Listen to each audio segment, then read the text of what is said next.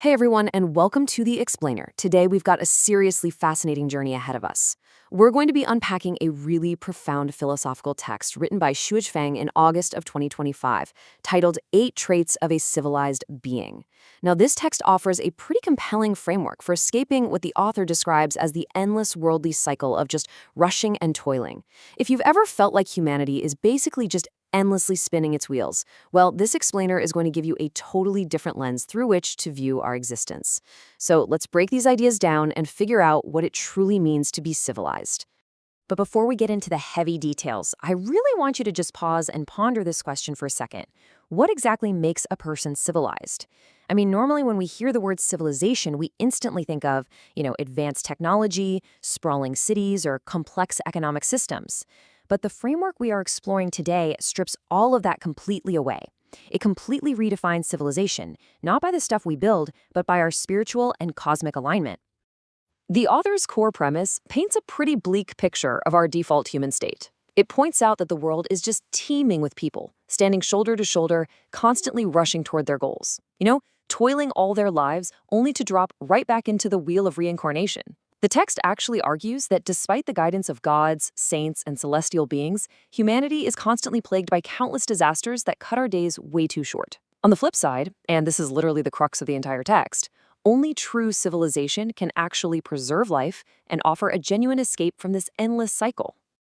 Okay, so how do we break this down? We've organized the 8 traits into a clear thematic roadmap. We're going to cover 1, the spiritual foundation; 2, mastering personal mindset; 3, harmony with others; 4, the cosmic perspective; and finally 5, civilization versus barbarism. Let's start right at the beginning with section 1, the spiritual foundation. This covers traits 1 and 2. Trait number 1 gives us this incredibly striking, almost poetic quote about acknowledging only the greatest creator as master. The text argues that treating other humans as masters, whether we're talking about bosses, emperors, presidents, or even fathers, completely flips the natural order. It states super bluntly that if a person takes another person as a master, the human basically becomes the dog. Because all of us are creations of the greatest creator, absolutely no one should be elevated to the status of absolute master over another human being. And that builds perfectly into trait number 2, which is all about following only the mandate of heaven. This framework posits that absolutely everything, from the exact day you're born, to the food you eat, to your total lifespan, moves by a fixed number that's already decreed by heaven. The really crucial takeaway here is how we react to that reality. The text warns us that greed and vain desire actually cut short the thread of life. So those who try to defy this natural decree are considered deluded. But if you follow it, you live at ease. The source beautifully notes that even in a humble hut, a person aligned with this mandate carries the peaceful air of celestial beings. Now, let's move into section 2, mastering personal mindset, where we'll look at traits 3 and 6. Building on those big spiritual rules, trait number 3 is actually a highly actionable 4-step progression for your daily life. Step 1. Settle with ease. Just be at peace with what comes. No rushing. Step 2, flow with fate. This means we should transform with every bond we make, but without clinging to them. Step 3, move with nature. Act in accordance with your true nature without any artificial restraint. And finally, step 4, act with the moment. Just do what the present calls for and treasure the light of each day. Seriously, it's a masterclass in living a life totally free from anxiety, which naturally feeds into trait number 6. This one contrasts 2 very different material mindsets: ownership versus giving. The author makes this really profound assertion that all ownership inherently brings suffering. In fact, it says the more you own, the more you suffer. So the civilized ideal here is to give without owning.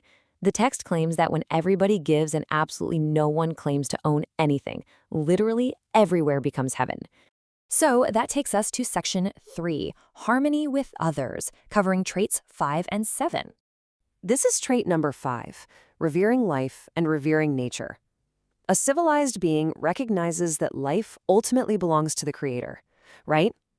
Because of that, killing wantonly is considered a boundless sin. But it actually goes a lot deeper than just avoiding harm. It requires an active cherishing of life if you want to receive endless blessings. The source text has this vivid description of nature's web. It talks about the rivers, lakes, mountains, the blue sky, rain, flowers, trees, down to the tiniest worm, viewing it all as a completely unified system where all species propagate specifically to nourish humankind. Now think about how those natural concepts apply to our social contracts, which brings us to trait number 7.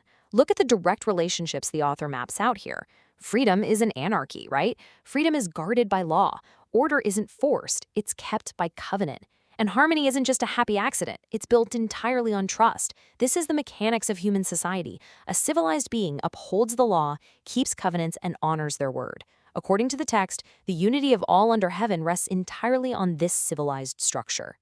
Trait number 8, leaving a path for all to live, perfectly balances that need for social order. The author brilliantly uses the immense diversity of nature to argue against forcing any kind of uniformity onto people. Think about it. Just as the sky holds wind, rain, and snow, just as roads can be totally straight or winding, and flowers bloom in red, yellow, blue, and green, people just naturally vary. We're tall, short, fat, thin. The civilized instruction here is absolutely explicit. Do not demand sameness. You have to respect each individual's choice and let everyone follow their own joy. Let's zoom out now. Really zoom out. Section 4, the cosmic perspective, covering trait number 4.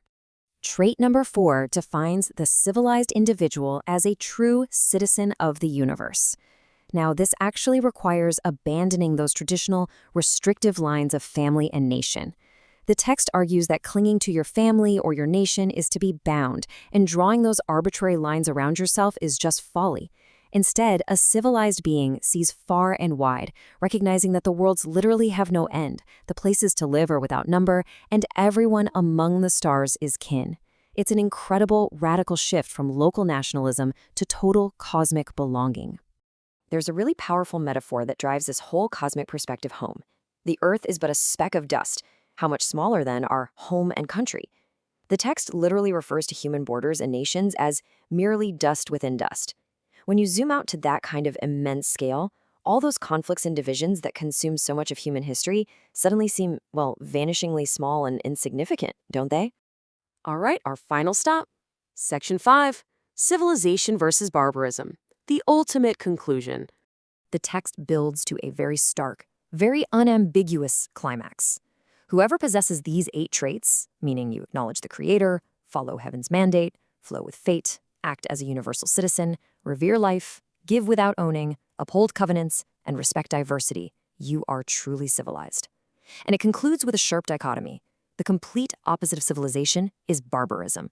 There is absolutely no middle ground offered in this philosophy. You are either aligned with the preservation of life, or you are part of the destructive cycle.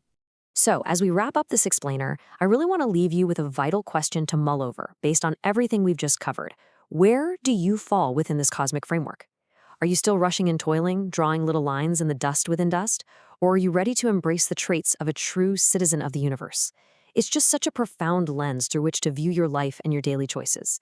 Thanks so much for hanging out and exploring this incredible material with me. Until next time, keep learning and keep questioning.